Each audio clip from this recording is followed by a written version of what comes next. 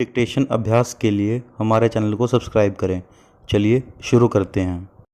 रामधारी गुप्ता खंड 1 प्रतिलेखन संख्या 21 रेडी स्टार्ट। अध्यक्ष महोदय, मैं आपका आभारी हूँ कि आपने मुझे बोलने का अवसर दिया। पूर्णविराम। इस देश के वर्तमान भारी संकट के समय में और विशेष रूप से उस समय जबकि हम लड़ाई से अभी निवृत्त हुए हैं और आकाश में लड़ाई के बादल दूसरी तरफ से आने शुरू हुए हैं, हमारे वित्त मंत्री ने जो बजट पेश किया है वे इसके लिए बधाई के पात्र हैं। पूर्णविराम।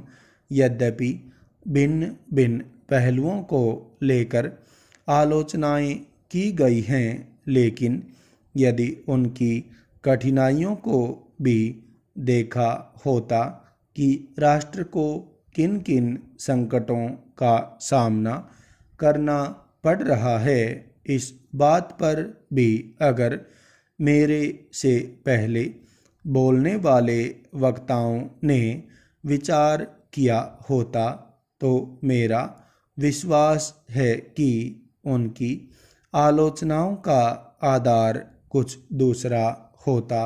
पूर्णविराम।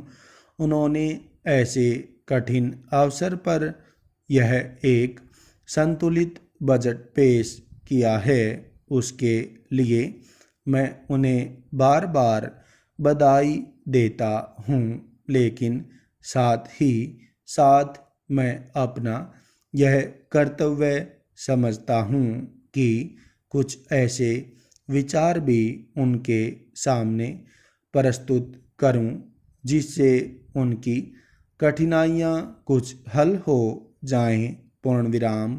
उदाहरण के रूप में विगत 2 वर्षों में लेखा जोखा कमेटी में बैठने के समय मुझे ऐसा अनुभव हुआ है कि इस देश में 2-3 इस प्रकार की त्रुटियां मौजूद हैं जिनको दूर करने के लिए, जिनकी जांच करने के लिए यदि कोई एक कमेटी या आयोग बिठा दिया जाए तो राष्ट्र को, राष्ट्र की सरकार को, राष्ट्र के विकास कार्यों को और राष्ट्र की रक्षा व्यवस्था के लिए करोड़ों नहीं अरबों की व्यवस्था फौरन हो सकती है।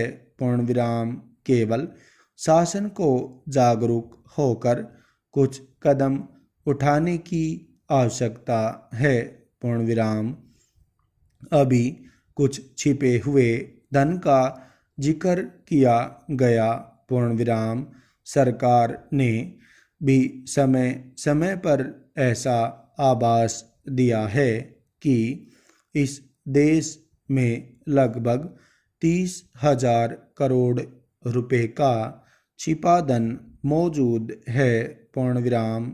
स्वयं मैं समझ नहीं पाता हूँ कि जब सरकार ऐसा अनुभव करती है तो इसकी व्यवस्था करने में उसको दिक्कत क्या आ रही है। पूर्णविराम। ऐसा मालूम होता है कि कहीं इच्छा शक्ति की कमी है। पूर्णविराम।